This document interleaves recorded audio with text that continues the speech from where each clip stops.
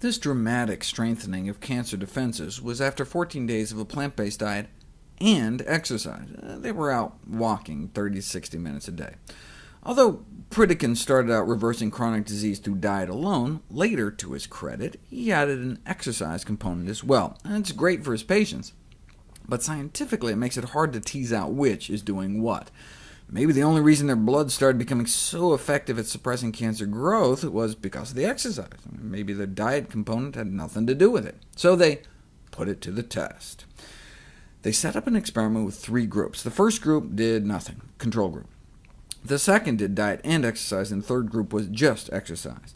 The diet and exercise group had been put on a plant-based diet for 14 years, along with moderate exercise, just like walking every day. The second group was just exercise, but they were hardcore, right? Not just exercise, but 14 years of daily, strenuous, hour-long exercise like calisthenics. But they ate the standard American diet.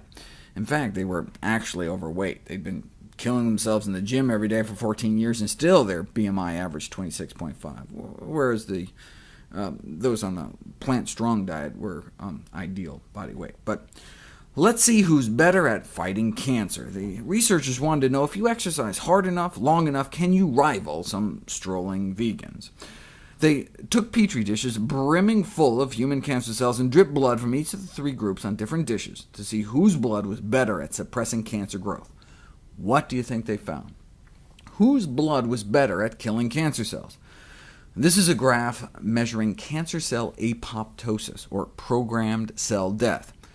Cancer cells programmed to commit suicide. It's one way our body gets rid of cancer cells. Basically, our immune system taps them on the shoulder and says, look, you know there's only one way this is going to end, don't you? Well, you take the honorable way out. It'll be quicker, easier. If they start the chemo and everything, it's going to get messy. Take the easy way out and just kill yourself, which our immune system is sometimes capable of convincing cancer cells to do. Here's the blood of the control group. Not very persuasive. Cancer's like, take your programmed cell death and shove it.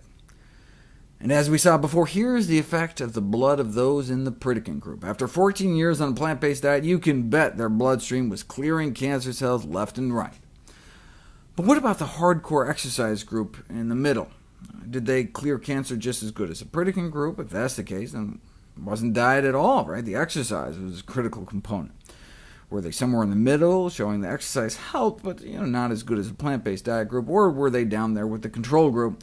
Maybe exercise helped with other things, but just not at killing cancer. And what they found was this.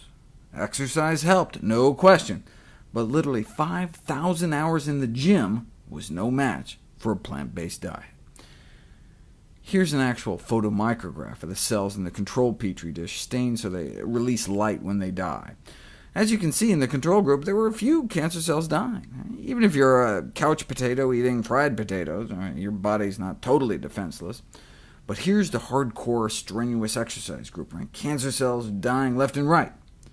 But nothing appears to kick cancer butt more than a plant-based diet.